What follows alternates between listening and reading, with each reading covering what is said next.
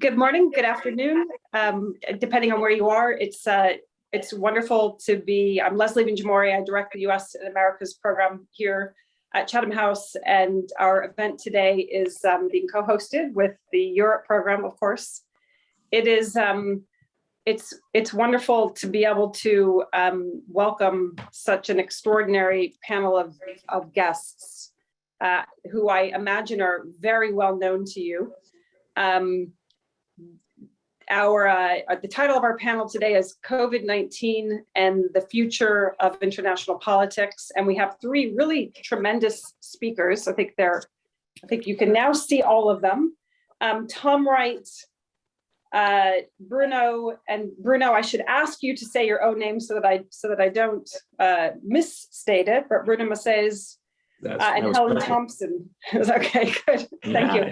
I should say to the audience, we are today we are on the record, we are recording, and we are, as you know, here in London, we have a petrol crisis. We've had a bit of rain, and therefore we have internet issues because, as you know, all good things go together. So bear with us just a little bit. There's a few systemic effects that we can't quite we can't do A to B to C, but we know they're there. You know them when you see them.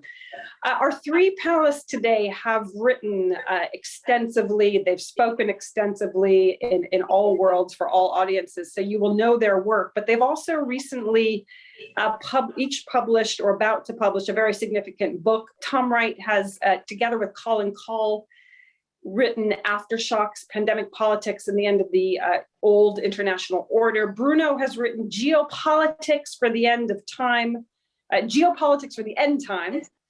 And Helen Thompson has written Disorder, Hard Times in 21st Century. So, you know, as you can see, not the most uplifting titles, certainly suggesting that we have a tough road ahead of us to travel, but really hard to think of three people better placed to help us make sense of the pandemic. It's you know, the land on which it arrived, the contours of the international order, the effects that it's had, and where we're going. Tom is director of the U.S. and Europe Center at the Brookings Institution. He writes for The Atlantic. He's a senior research fellow. Bruno is at the Hudson Institute and was previously the Secretary of State for Europe for the Portuguese government. And writes prolifically and speaks prolifically. And you must follow, of course, all of these very well-known individuals on Twitter if you don't already. Helen Thompson is at Cambridge University. You will, I'm sure, listen to her regularly on her podcast, Talking Politics. She writes for The New Statesman. She's a prolific academic scholar and writer, and really has helped us understand questions of energy, of geopolitics, and of global order. So let me start you all off by saying, you know, there's been an ongoing debate, frankly, since people like to think and talk since the first day of the pandemic. We all date that somewhere different, depending on where we were and what we're growing to understand about it. But there's been a sort of ongoing debate about whether, you know, the liberal international order as we knew it, global order as we knew it, we're already changing dramatically because of the rise of China, the diffusion of power, economically for sure, but even on multiple dimensions, the rise of new actors, globalization, the fraying of the international institutions that had been created at the end of the Second World War, and any other number of effects, whether they're internally to democracy, the media environment, polarization. And then it's sort of a perfect storm, and the pandemic, in a sense, lands on top of that, or it cuts across all of that. And so for some people, that means that the pandemic has really just accelerated divisions and decay globally and internally within many states that were, you know, already there. They were going to happen, and this has just sort of driven things home. Other people think it hasn't really changed the world all that much, and others see it as really rather significant. So, you know, with that kind of as a backdrop, Tom, maybe I can turn to you first. Aftershocks, pandemic politics, and the end of the old international order. Is it what it says on the tin, or what? You know, how did you think about this book? Why did you write it? And what role do you see the pandemic playing in a more fundamental way on shaping international politics? Thanks, Leslie, and it's a great treat to be here with everyone, and really looking forward to the conversation. And when Colin and I sort of started writing the book, I guess last spring, we had both written pieces, about what the geopolitical impact would be, and we talked about doing something longer, together. But as we sort of talked about it, we realized that it's very hard to, make predictions, obviously, about where the international order is headed. People tend to just adopt their priors and say, well, this event is going to prove that my previous theory is true, and that's sort of where we're headed. And, we probably do a little bit of that in the book, but what we tried to do was to sort of look at a slightly different question, which was, what does COVID-19 tell us about the international order we currently have? Like, what does it reveal about the moment we're in, rather than where we might be in 5 or 10 years, although we can speculate on that as well, because this was a really extraordinary global crisis that came at a moment of nationalist and authoritarian governments, of a breakdown in international cooperation, of a lack of trust in authority, of 10 years after the financial crisis. So even if it lasts, even if we have future pandemics, and even if they're dealt with more effectively, 2020 will always stand as this capsule moment in time where we sort of tested the proposition, what happens when you have a global crisis and there's no real international leadership. And so we try to sort of document that. Obviously, there were a lot of failures there, significant failures by China and by the United States, and also by European nations as well. But there were surprising things too. The financial system, the central bank authorities actually did extraordinary work, largely without talking to each other. One of the phrases we kept hearing was correlation without coordination. So, in that sense, the international order may be more resilient. The vaccine development, multilateral efforts largely broke down, but unilateral efforts succeeded. And so the Trump administration, going its own way, basically did help to produce a vaccine in record time. So I think it's quite an interesting period, largely negative, but a little complicated. The second sort of point I would just make is that in terms of the big sort of takeaway for us, it's really that we are, if you look at where we thought we were going to be now, sort of 10 years ago, we have near worst case scenarios on both great power competition and on transnational threats. Like, the situation with China is not a major war, obviously, but it is pretty close to a Cold War, and it's pretty much in the worst case scenarios of what people were expecting around 2010, 2011. And transnational threats, climate change, pandemics have accelerated considerably. And we sort of thought maybe at one point that the world will come together to deal with those threats, but what's actually happened is there's a negative synergy between them. The great power rivalry makes the transnational threats worse, and the transnational threats become sort of a zone of competition and rivalry, and sort of accelerate that rivalry. And that's sort of the world, I think we're in. And without sort of skipping too far ahead, I think the challenge that we sort of focus on in the book is that we need to prepare to deal with these threats in the world that we have. We can't just say, fix the world, everyone become enlightened and cooperative and commit to multilateralism, because we have no guarantee that that will happen in the future. So we need to really prepare now to deal with these shared challenges with sort of a broken world, with the world where we have populists and nationalists and real problems of multilateralism. What do we do? What's our backup plan to the ideal sort of universal cooperation? Tom, before I come to Bruno, I want to pick up on something you said. Again, we do want to take this story sort of forward, and you've helped us do that. But before we do, you said, that Donald Trump, because he went his own way, was able to actually help develop the vaccine. We also know, of course, that he created a narrative that has prevented a lot of people from wanting to take the vaccine. So my question to you is, as you're writing this book, and that whole middle part is really fabulous.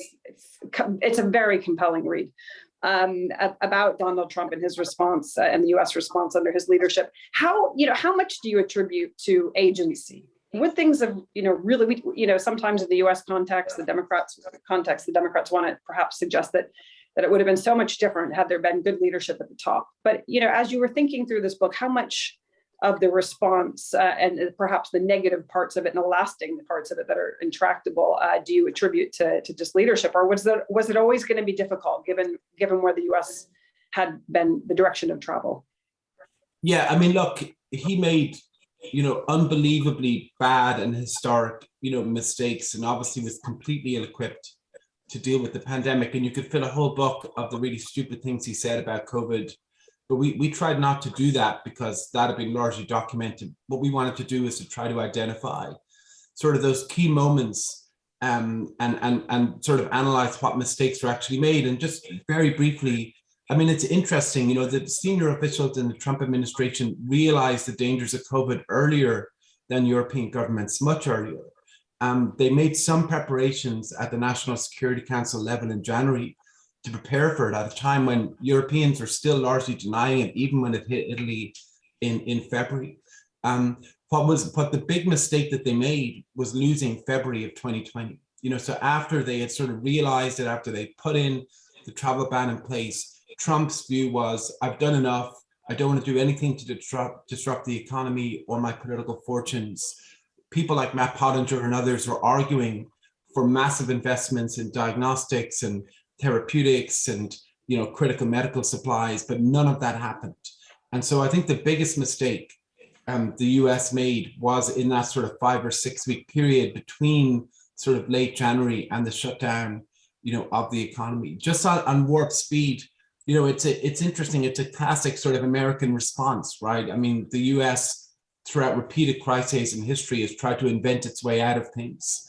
And in World War II and the Cold War, sort of, and now with COVID. So I think everything, that probably would have happened in a Democratic administration too, but it didn't happen in Europe. So I think there is some credit, owed there to the sort of US response, but overall, obviously major failings on the president's part.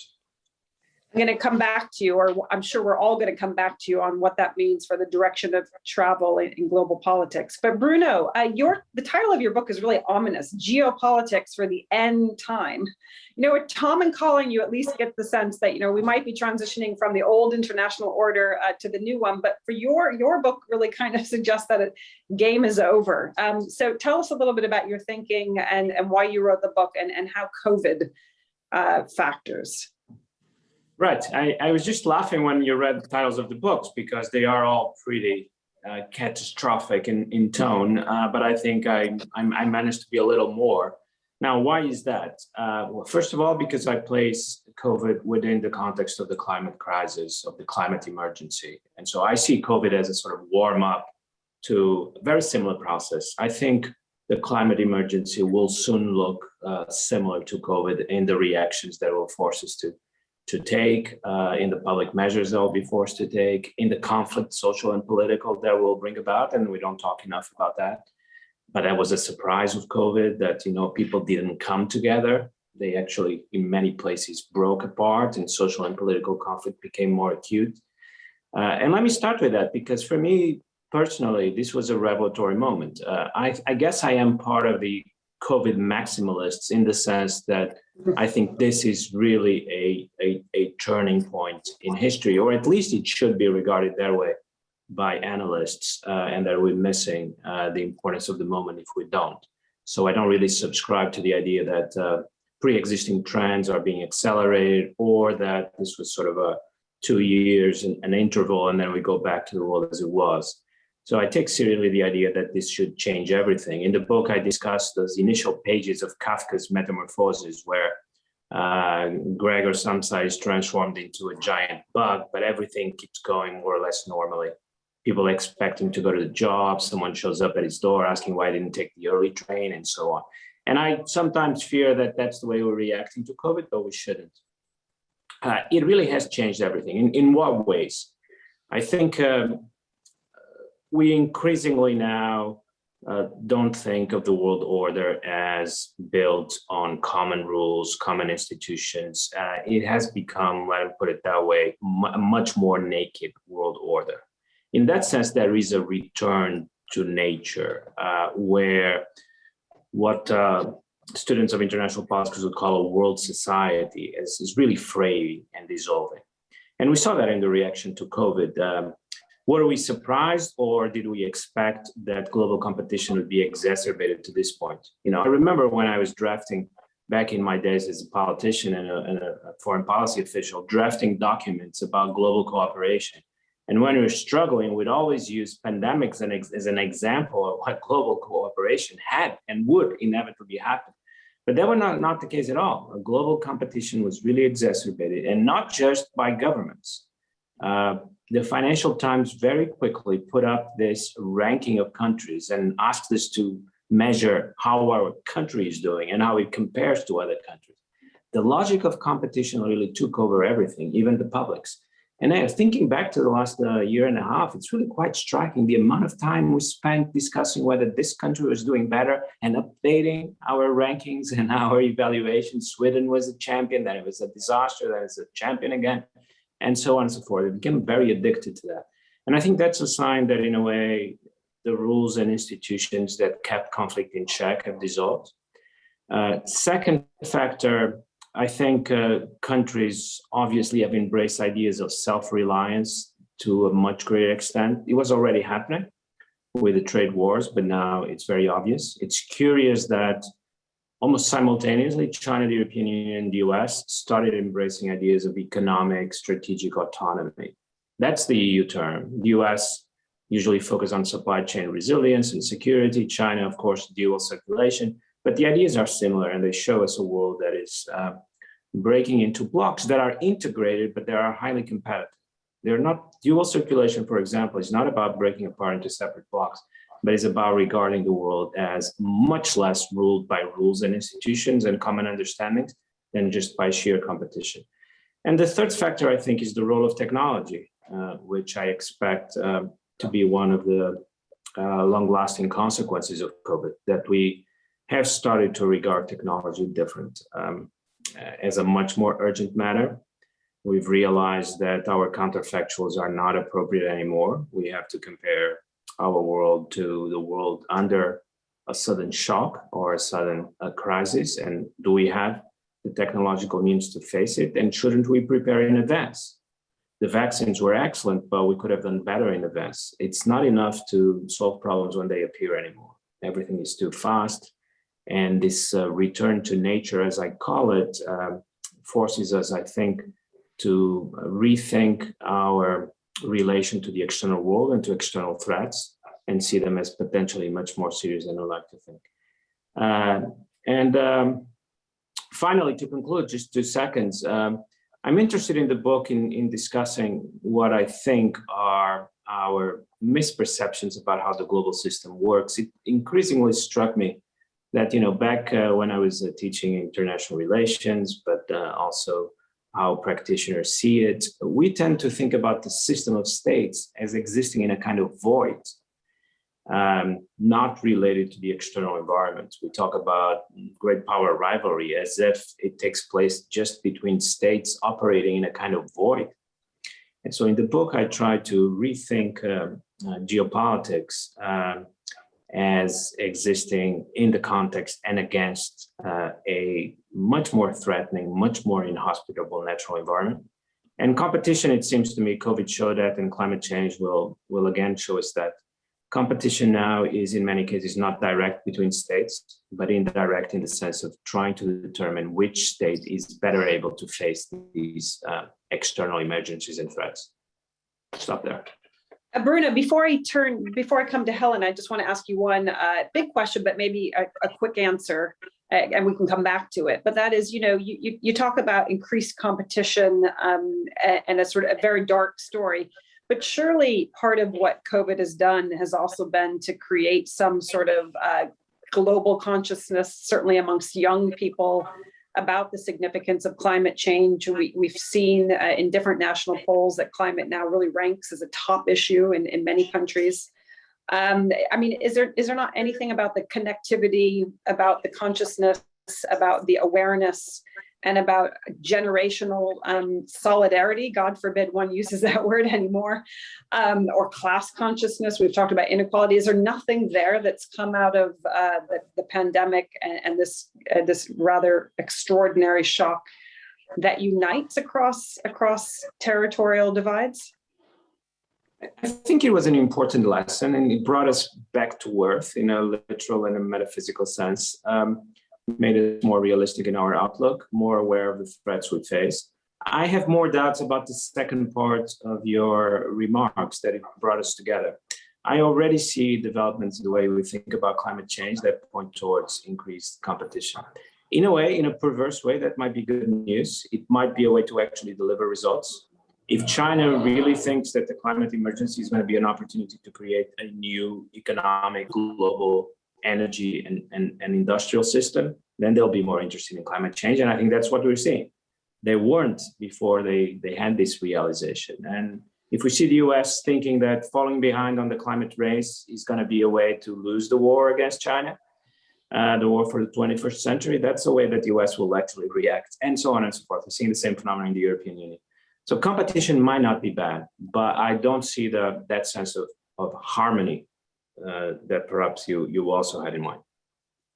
Helen, you've written, or your book is coming out in February, Disorder, Hard Times in the 21st century. So disorder, I mean, in some ways, maybe yours leaves open many questions that seem perhaps more telegraphed by others. But tell us about your work, your thinking on the pandemic, where the world is going, and what are the hard times? What's that story about? Okay. Well, I began my book in the summer of 2019, and I was supposed to have it finished by the summer of 2020. So obviously the pandemic wasn't going to feature, and I was on a quiet time. It was already going to be quite tough to finish it on time. And then obviously into my thinking came the pandemic. And I must admit, for a couple of weeks in March, I really wondered what I was going to do. Because I was basically trying to explain from a long historical perspective the disruption both in democratic politics and geopolitically, essentially of the 2010s, well, actually of the 2 decades of the 21st century. So trying to sort of give a historical account of the times in which we lived, and then the times in which we lived just completely changed. So for 2 weeks, I sort of floundered around trying to work out how to rescue this book. And then I realized as things just started to develop, not least the March financial crisis, that actually quite a lot of the things that were happening actually reinforced my arguments rather than negated them. So I basically worked out a way of integrating the pandemic into the story that I was telling, whilst at the same time trying to take account of the contingencies. And I think that they extend not just to the pandemic itself, partly for the reasons that Bruno said, but also to the political consequences of it, not least the fact that it, in the end, ended the Trump presidency. So I think it's really crucial to understand where the world was in late 2019, early 2020, and to use my language, how much hard times there was on display at that point.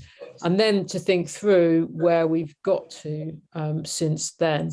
So if you take the issue of China and China's position in the world economy, I think you can see that the big question that really hung over the financial position that China was in relation to the dollar-denominated world economy, and particularly the role of the Fed as the lender of last resort to the euro-dollar markets was, could China be directly or indirectly included in the Fed's support system?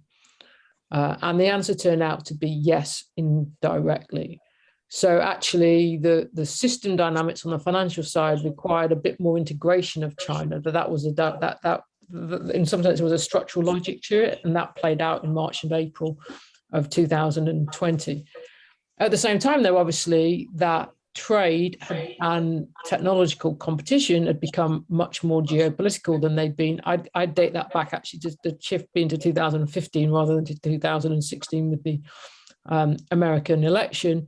And in a way, as Bruno's already said, is what you see there is that the logic of technological competition around the Sino-American rivalry spilled out into other areas beyond technology. So you start having a lot more concern about supply chains and the geopolitical security of supply chains, including obviously in regard to a whole set of health issues, and the preliminary trade agreement that had been agreed with US-China January 2020 turned out not to be that robust.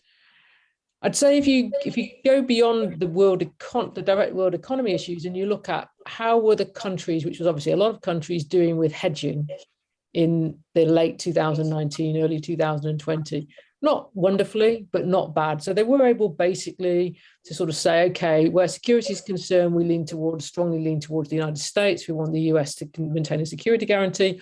We want this strong relationship with China for economic reasons. Even Boris Johnson's government was trying to hold on to hedging over Huawei in January of 2020. But I think here what we've seen during the course of since then, and obviously we've seen it in some sense in spades over the last month, is the difficulties that hedging has got into as strategies. This has had serious consequences for Australia. It's been essentially made a choice, and the fact that Australia has made its choice has had consequences, obviously, very directly for France and for the European Union as well.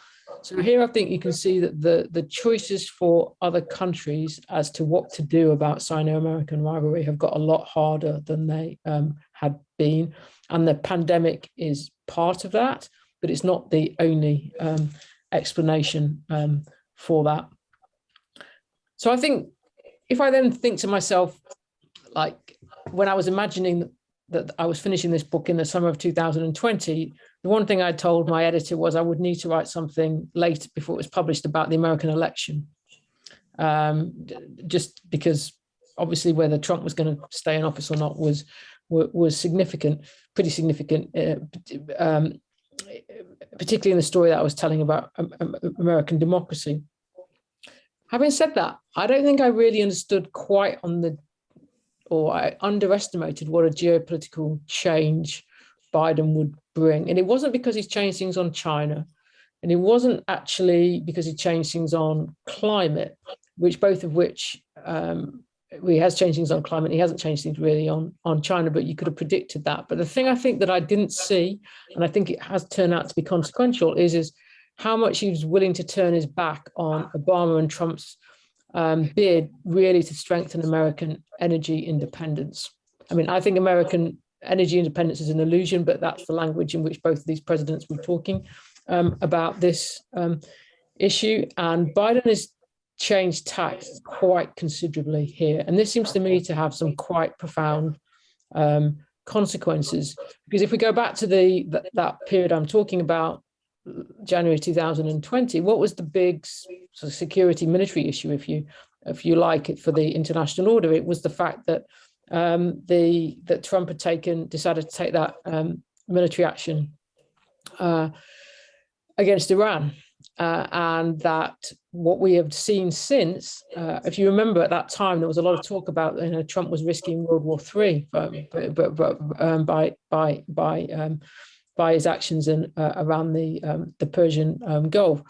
But what we've seen since then is that Biden has moved the Americans to a position where the bid for energy independence has been quite severely compromised. It's kind of premised, I think, on the ability to change policy in regard to Iran and to get Iran back into a nuclear deal, and that he hasn't been able to achieve that. And so what we see is that the Americans need a quite serious policy in the Middle East in order to manage energy issues, not wanting to encourage the shale producers again, but actually what the Biden administration wanted to achieve there, it hasn't been possible to, at least thus far. And so in some sense, my position now is well, we're back to the kinds of things that I thought were important when I started writing the book and still did in January 2020, which is the centrality of energy questions and to the international order. And that is both a question of like what happens in relation to fossil fuel energy, and it's also a question of what happens in relation to climate and how that these things interact with each other. And I think that we can see, and I'm not just saying this because we're sitting in Britain, or I'm sitting in Britain anyway, as you put it, Leslie, like with the petrol crisis and the rain and the government having sold off gas storage capacity, etc. But we can see, I think, in the last week or so just what a big deal energy is for the international order at the moment. And I think one of the things that it brings out, and I've just finished here, is the ways in which actually the choices that China has made during the pandemic has shown some of its vulnerability and some of its weaknesses. And I point to the fact of the confrontation that it got into with Australia over trade, its willingness to impose, essentially cut out imports from coal imports from Australia, which is now contributing to its electricity problems and the shortages of electricity and all the knock-on consequences in terms of China's industrial production and that has for the world economy. So in that sense, even though I feel like I kind of misjudged what the Biden administration was likely to do where American energy policy was concerned, the fact that energy is central to the disorder, I think that my judgment there is being vindicated, or reasonably anyway, vindicated by what's happening at the moment. Thank you, Helen. That's great. I'm going to come to Hans in just a moment because I know he has an intervention to make before we turn to those who've already asked questions. I just want to make one comment, which is, first of all, that Biden's energy policy might, in fact, be partly affected by the domestic challenges that are largely, not entirely, driven by the pandemic. The distraction, if that's the word. But I also wanted to kind of raise one point for the panelists, and maybe we can come back to it later. And it is interesting, it's some of this narrative is in Tom and Colin's book and maybe in both of yours, but there's less discussion about it perhaps today. And that is the real impact of people not moving around in the way that they used to. It doesn't matter, has it had any long-term consequences? Does it sort of just feed into a hardening geopolitics? The border story has been certainly one that's affected all of us. It's been a very significant one. But I don't yet have a sense of, sort of where everybody's thinking is and how that is having, whether that's just, okay, we've stopped traveling for a couple of years and then everything goes back to normal, maybe not as much travel, but does it actually have any real impacts? My instinct is that it has had an impact on identity issues that could actually have a more enduring and not entirely positive effect. But Hans, let me turn it over to you because I these scholars extremely well. I know you think about these issues a lot, and that you have a few things at least to add to the conversation. Well, I'm not sure I do. I'm still sort of processing what Tom and Bruno and Helen have said, so this may not be too coherent. But I guess maybe two things. The first is, I still think of this in terms of the sort of balance between cooperation and competition in international politics. And I think, Helen, do you remember I think it was the first Talking Politics podcast after the pandemic hit, where we were discussing exactly this, trying to sort of make sense of how it would shift that balance of competition and cooperation. And all three of you, I think, in different ways have sort of talked about that. And I liked Bruno's sort of negative synergy kind of idea. That's my impression too. But where that sort of leads me is, particularly in relation to the Biden administration, the very simple question that I've just been asking myself, since Biden came to power is, how is it going to be possible to do extreme competition with China and cooperate on climate change at the same time? I just don't understand that. And it sort of puzzles me a little bit that lots of people sort of make this assumption that it will be possible to compartmentalize in that way, which involves partly sort of assuming that the Chinese are going to allow you to compartmentalize in that way. I would love to hear your sort of thoughts on that. What the pandemic and the shifting balance between cooperation and competition tells us about whether that is possible and how that might be possible.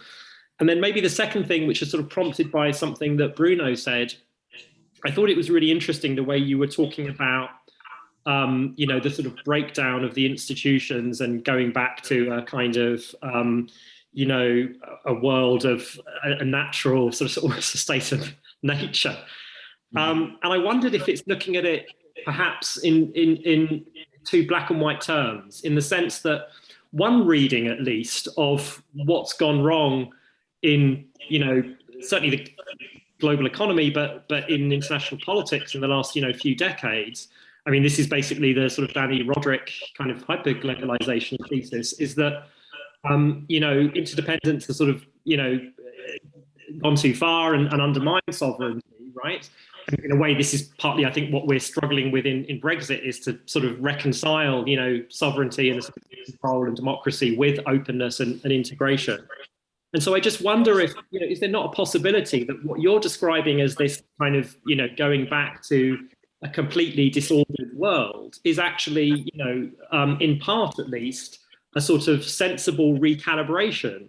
The things you talked about, European sovereignty, supply chain resilience, and emphasizing sovereignty in this way. Could this not actually be a sort of a quite constructive recalibration back to the national level, rather than sort of taking us back to, I don't know, the 1930s or something even sort of further, back in history than that?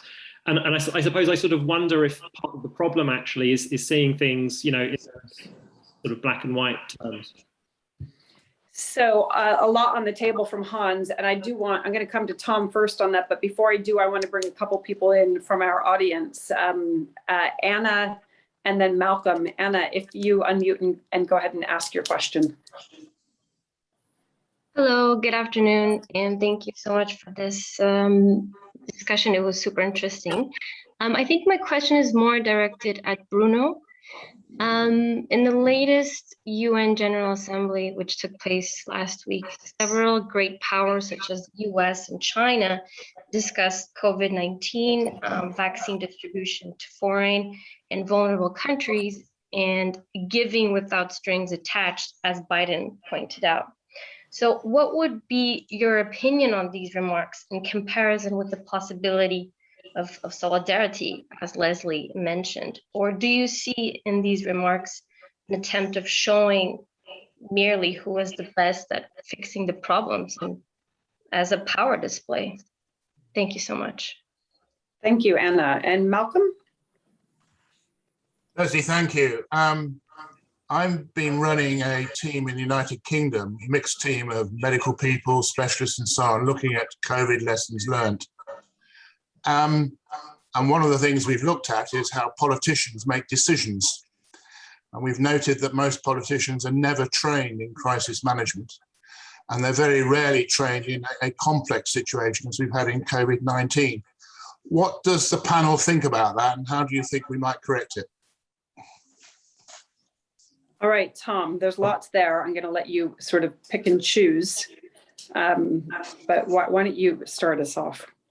Yeah, just on, this is terrific. I've learned so much already. Just on Malcolm's question there, so one of the features about why some countries and governments responded better than others was experiencing a previous health crisis, particularly in Asia with SARS and MERS when it came over to South Korea, Taiwan, of course.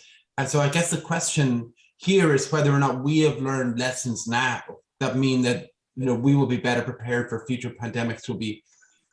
Politicians will be more socialized maybe to the speed of the choices they need to make.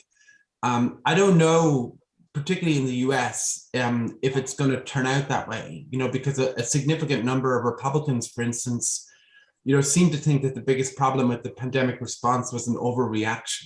And I think that could be quite dangerous because the next pandemic could be more lethal than COVID. So I completely agree with the premise of the question. I think it's really important how it turns out. Just on the other question I'll just address is Hans's question on trying to separate out competition and rivalry. And I think this is a big story, Hans, to me, of the last sort of 18 months, which it's impossible. And it's not impossible because we don't want to. It's so far impossible because China doesn't want to facilitate that. It doesn't want to facilitate it for governments, for companies, for individuals. It doesn't want people to be able to thread the needle. The message out of Beijing is pretty clear that they want the conditions to be right for cooperation. And by that, they mean us moving on Taiwan, on Hong Kong, and Xinjiang, and South China Sea, and other issues, which of course, we won't do. So we're sort of stuck at the moment. And I guess to me, there's sort of two sort of conclusions to that. One is we have to prepare for that spillover. How do we tackle these challenges when we can't sort of neatly separate them. But secondly, how do we sort of make clear that we actually do want to cooperate on shared challenges, even if they don't, and sort of maintain that position in case they, change, or maybe we can put pressure on them, but at least to show that it's not sort of our fault, right? I mean, Biden has actually been trying to cooperate with China on climate change and on a number of other issues, but he's been rebuffed so far. I think the penny has dropped on it largely in the US. I think the biggest challenge is in Europe, where you still have political leaders, having these formula of words that sort of suggest being neatly able to separate everything out. And of course, it's proving to be much more difficult. Bruno, would you like to come in? Sure. So Hans' first question, I'm glad Tom just answered, because I've been very confused myself. I don't understand. It seems that on different days, it is about extreme competition or about cooperation. If you follow me on Twitter, I'm pleading with people to explain what is the logic of Biden's China policy. So I won't get into that and share my confusion further. The other two questions, Anna's question and Hans' second question, which I think were quite similar. So Anna, I don't deny that states and politicians and officials are often very concerned about the humanitarian impact of their actions. I just came back from Afghanistan, and you're a human being and you see these things directly, and they do have an impact on you. But as an analyst, you have to focus on what is the general framework under which you operate. And the general framework could be one of cooperation or one of competition. And on vaccines, I think it's clear that it has been one of competition. It's what's been moving decisions, is the idea that China is gaining ground or Russia is gaining ground and the US has to respond.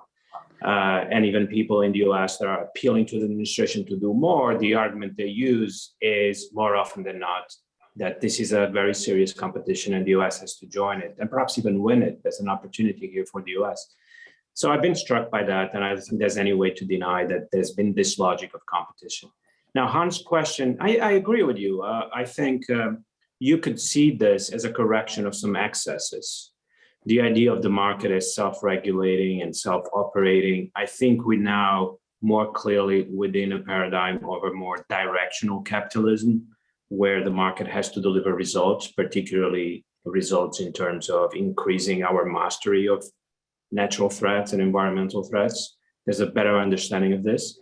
So sort of a neoliberal, to use that word that you may be sympathetic with, Hans, neoliberal understandings of capitalism are increasingly under attack. And I think COVID gave a boost to those criticisms and those attacks.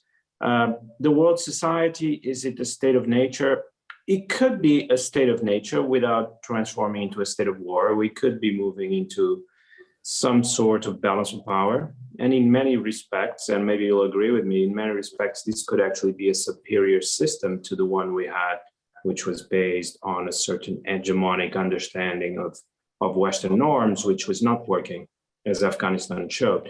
But we may agree on that, we're clearly moving to a different world system where these metaphors of the state of nature make more sense than they did 20 years ago. Helen. Yeah, I think I'll just try and answer Hans's first question. I mean, I think that, at the simplest level, it's just simply absurd to think you can detach climate from the other questions, not least because actually doing something about climate by moving to a different energy system, or trying, I should say, to move to a different energy system, is itself a very geopolitical matter. And it's seen like that in Washington, in EU capitals, and in Beijing. So the idea that you can kind of treat climate as kind of a moral issue and then everything else is geopolitical doesn't seem to me to make any sense. And indeed, and Biden's own language on that betrays this, because he says things like, well, we need to do this because the Chinese are eating our lunch, going to eat us for lunch, and all this, whatever the metaphor was that he was using. Once you understand that having a climate strategy is having an energy strategy, then it just becomes, just as I say, I think absurd to think that you can compartmentalize out climate from geopolitics.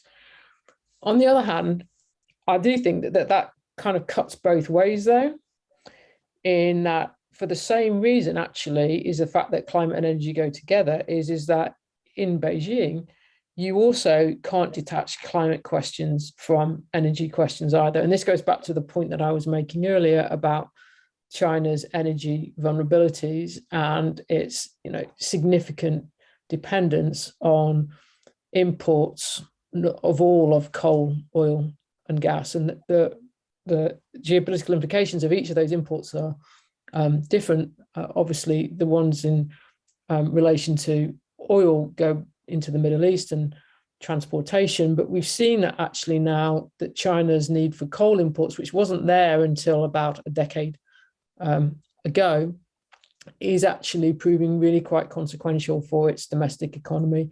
And then the knock-on consequences of that go on to the world, go on for the world, go for the world economy as well.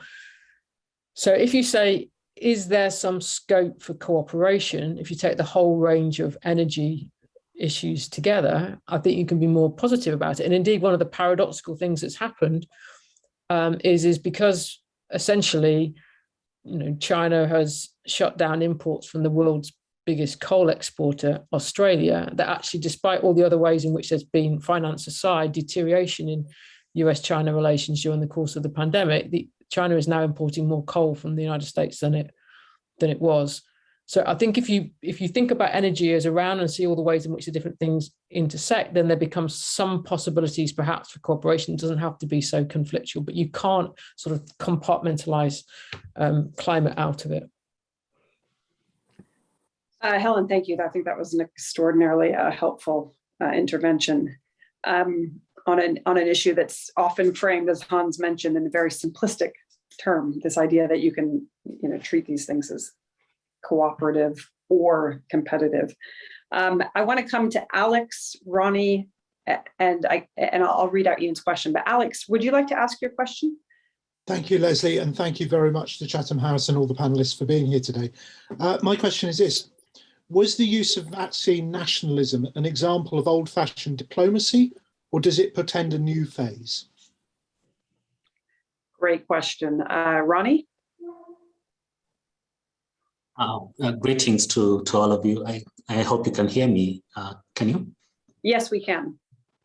Please, okay. Yeah, so greetings from Nairobi, and congratulations on some wonderful books, Thomas, Bruno, Helen. I can't wait to read your books. And I had a question arising from that, mostly on the optics of the pandemic politics.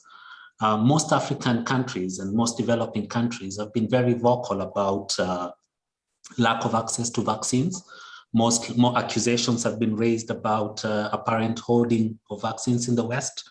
And there's also been a standing disapproval of some of the policies that have been enacted by some of the Western countries in trying to manage the pandemic. And most countries most developing countries have felt that there is sort of an unequal treatment. I wanted to know what you feel about the long-term effects of such rising sentiments in a stage where we're looking at a shift in geopolitics and different alignments. Do you think that the pandemic has had such an effect that it will influence the way developing countries pick their friends in the future, or is it a short-term thing and we'll move back to the normal politics after the pandemic? Over to you, Leslie. Great question. I'm going to also add Ian McDonald's question. Will we see a move to more local and regional cooperation on multinational issues rather than international, whole world cooperation? Why don't we start with Tom once again? Thanks, Leslie. So I think some of these questions are about the first and second, about the vaccine, piece of it.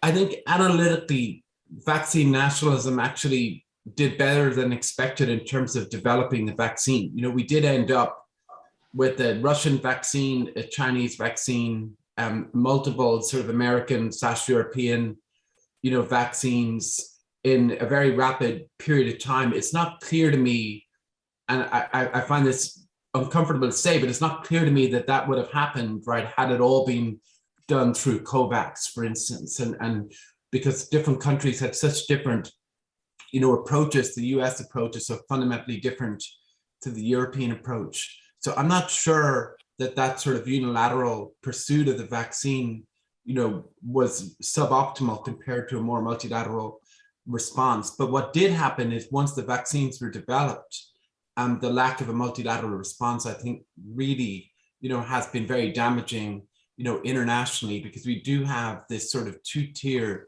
system. Now, I think the politics of this are such that everyone sort of understands that governments will try to vaccinate their own publics, at home first, even though everyone also understands that if you were doing it on a blank slate, you would maybe do it on a more global basis.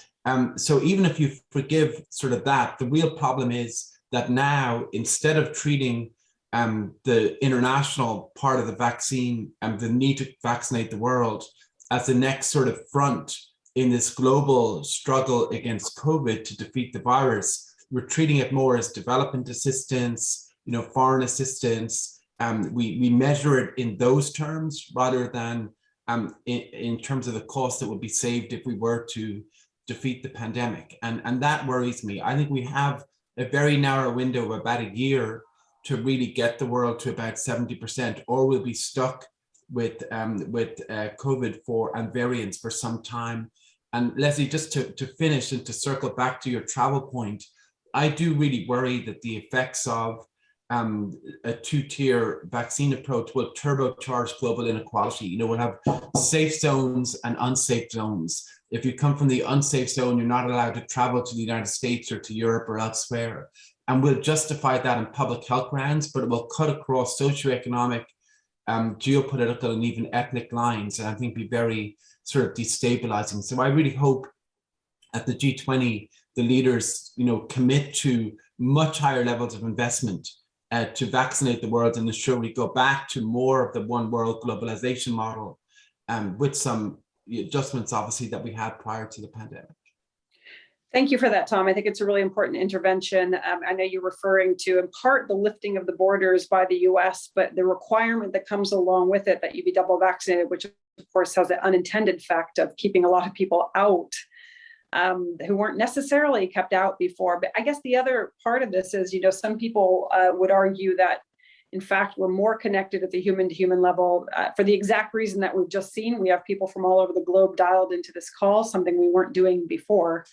But even there, we know that, access, digital access is highly unequal, and that the quality of in-person interaction and just being in somebody else's country is really very significant, and something perhaps we had grown to take for granted that we certainly no longer do. But let me come to Helen and then Bruno for a couple of responses to those questions. Then if I can, I'll just squeeze in a couple more comments from the audience. I might not quite make that. Helen and then Bruno.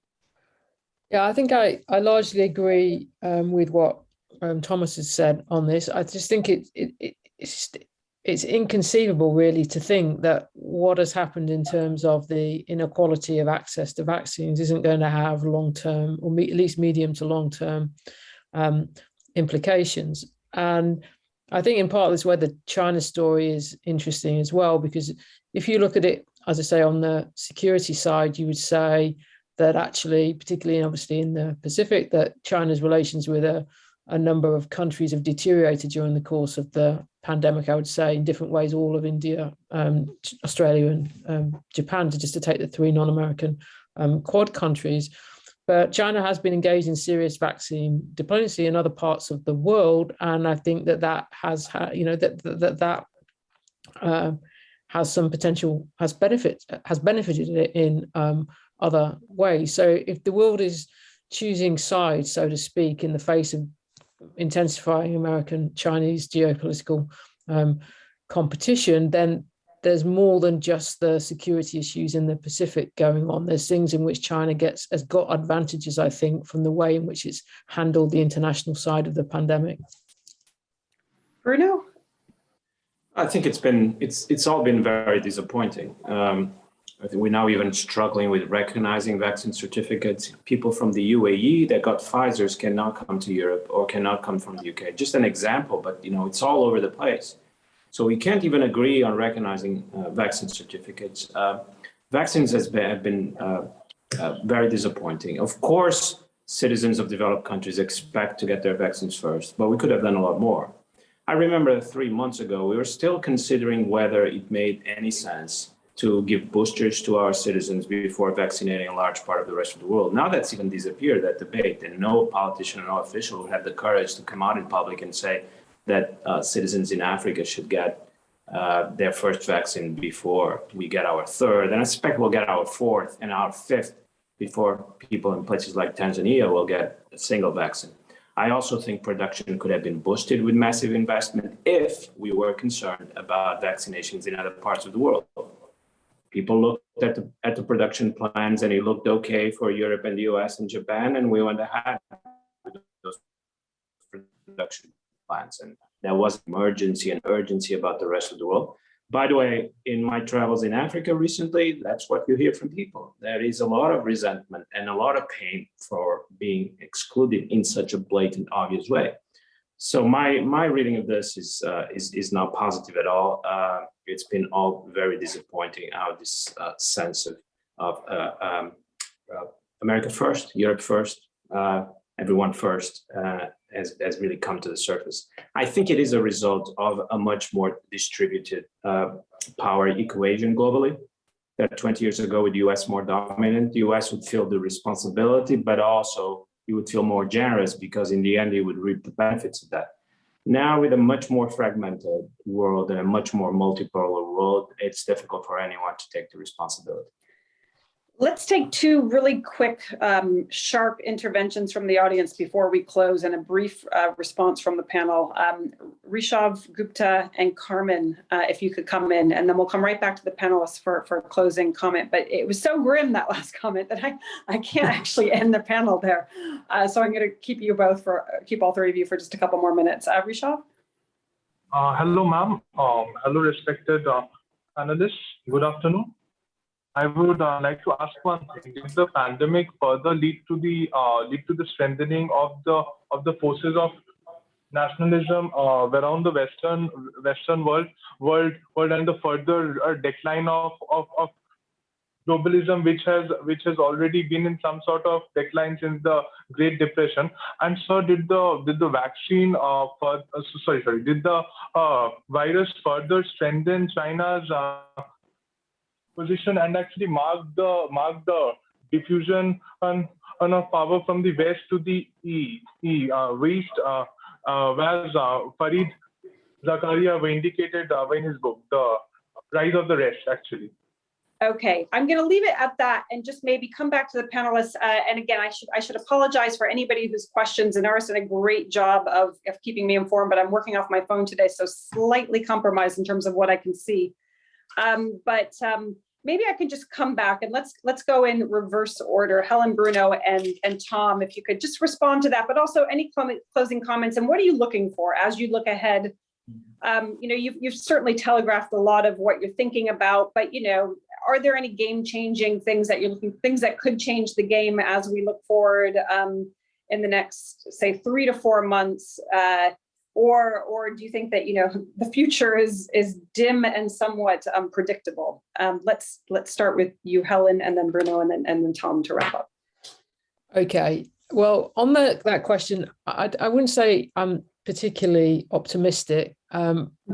Partly or largely, actually, because I think the energy situation is very difficult, and I don't think it's very well understood. And I think we've got into, and I say we in a very broad sense, they're politicians, investors, activists, citizens, into a quite dangerous mindset where energy and climate questions are concerned, of seeing them in very binary terms, and not thinking about them as a whole and how that they interact with each other.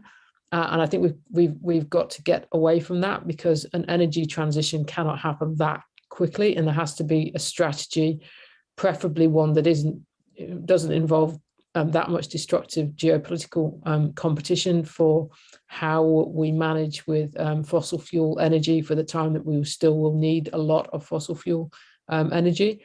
But I do think that the really significant question of the next few months is, as I've already suggested, is the question about whether the Iran nuclear agreement can be resurrected or not. Because I think a lot turns on this. I would argue that actually the premise of the Biden presidency, or a crucial premise of the Biden presidency across a set of domestic issues and foreign policy issues, was that this could be achieved. And if it can't be achieved, if Iran can't be brought back to the table in a way which is satisfactory to the Biden administration, then that presidency is taking place in a different world than the one in which its architects imagined. And that has consequences not just for energy matters themselves, given Iran's restrained production at the moment and the amount of gas reserves that Iran has, but it has consequences for the Middle East and has consequences for the EU's relations with the United States as well. Thank you. And if you want to hear more from Helen, obviously read her book, but listen to Talking Politics, because it really is a tremendous podcast series. Bruno? There's a question about, well, basically who won, China or the US, the pandemic wars. I think the judgment is actually ambiguous and so far indeterminate, because disastrous as the US management of the pandemic was and continues to be, now that vaccines are available, still stuck at 61 or 63% of the population vaccinated, the solutions that China offered would not be acceptable or palatable to most of the world. So we can't really describe this as a soft power victory for China. The country has also isolated itself. I haven't been back in 2 years, and I doubt I will be back in the next 2. The conference invitations are all online. The country has sacrificed a lot of its soft power initiatives in terms of attracting foreign students, for example. So it can't be good for China, this way of dealing with the pandemic as well. And finally, your question, what do I look forwards to? I think it's very exciting times, not just dark, but dark and exciting. And we're going to see now the initial stages of the climate emergency and the policy response. I see that Ellen is not particularly convinced that the climate policies are responsible for the problems in China, but perhaps they are playing a role in Europe and in the UK, and they will play a role. I think there will be a test for governments and public authorities and also democratic publics, whether we want to go through this narrow tunnel of our response to the climate crisis, whether there will be hesitations or not. For an observer of politics, it couldn't get more exciting than this. And I think we've moved more or less seamlessly from the pandemic to the climate emergency, because last summer, 2021, was already much more marked by developments on the climate front than on the pandemic front. Thank you. That's great. I was a little bit worried that you were thinking through the lens of what's fascinating and interesting to look to as those of us who are observers of politics, as opposed to things that might be good for the world. But that's okay. This is maybe the two will actually align at some stage. Tom, over to you to bring us to the end. Thanks, Leslie. I'll try to finish on a bit more optimistic note. I mean, I agree with what Bruno said, that the outcome is at least, ambiguous, but I give 3 reasons why I think actually that, despite all the mistakes that were made, that liberal societies actually, maybe have an advantage coming out of this. The first is on the vaccines and on the technological industry and the ability to come out of this pandemic, to have, if we were facing into the winter and Delta without sort of countermeasures and medical countermeasures, I think that would be a very dire situation. And so we did see sort of the private sector working with the government, ease the impact of the pandemic. We saw the central bank response really prevent a financial crisis, which I think is an underappreciated triumph in this pandemic. And the final thing, and this really distinguishes, I think, liberal societies from China, is that there is the ability to correct course and also to learn lessons, right? The United States elected a different president, rejected the previous president, largely because of COVID. There will be many lessons learned from this period. What worries me about China is I'm not sure that they believe they made many mistakes, early on at the beginning or now. And of course, there's no way to correct course with Xi Jinping. Just in terms of what I'm looking for, COP26, does Xi Jinping go? That's the next big, the climate, obviously, another one of those major transnational threats. Most people believe he probably won't go in person.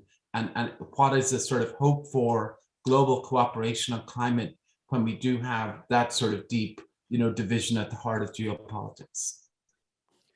Tom, that's great. I guess I do have to add, just in closing, that of course many people would lodge not the same, but some critiques. The U.S. has learned lessons. It did elect a different president, but we've all read Bob Kagan's piece, and that story might not be over, and we shouldn't be complacent. I know that you aren't. We also know that not all the lessons, we know what's happening in Congress this week, and so have the lessons of the significance and importance of financial stability beginning at home in the United States. Have they been learned? We shall see. But with all of that with all of that said, thank you so much to our three panelists, and of course to Colin Call, co-author with Tom Wright, who can't be here because he has a really big job right now at the Pentagon, as you all know. And but this has been tremendous, and I'm sure that we will be reading and talking and listening with the three of you and your co-authors. And I hope that you will return to Chatham House. And thank you so much to our audience. We've had a tremendous turnout, and it makes it all worthwhile. So thank you so much. This is recorded. If you asked a question, you'll be on video. Look out for yourself, and please share it with your colleagues and friends. Thanks so much, everybody.